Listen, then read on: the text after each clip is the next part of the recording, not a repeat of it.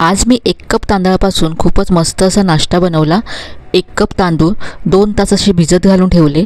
2 तासानंतर मिक्सरच्या भांड्यामध्ये काढून घेतले। थोडंसं यामध्ये पाणी घालून वाटून घेतले। अगदी बारीक असं वाटून घ्यायचं आहे। गॅसवरती पॅन गरम करत ठेवला। यामध्ये 2 चमचे मिश्रण घातलं। गोळा होईपर्यंत हे शिजवून घेतलं। मिक्सरच्या भांड्यामध्ये काढून घेतले हे। यामध्ये 2 चमचे भात घातला।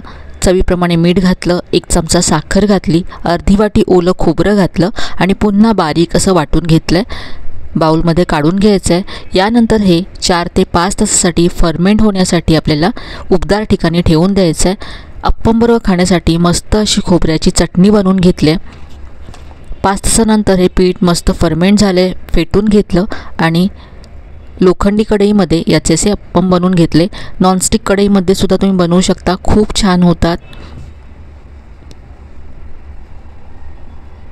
पसरवून घेतल्यानंतर झाकून मंद फ्लेमवरती ब्राऊन होईपर्यंत आपल्याला हे भाजून घ्यायचे आहेत। पाहू शकता अगदी मस्त जाळीदार असा अप्पम तयार झाला आहे।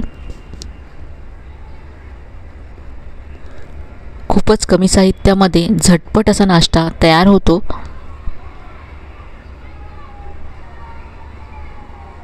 चवीला हे अप्पम खूपच छान लागतात। नक्की करून पहा।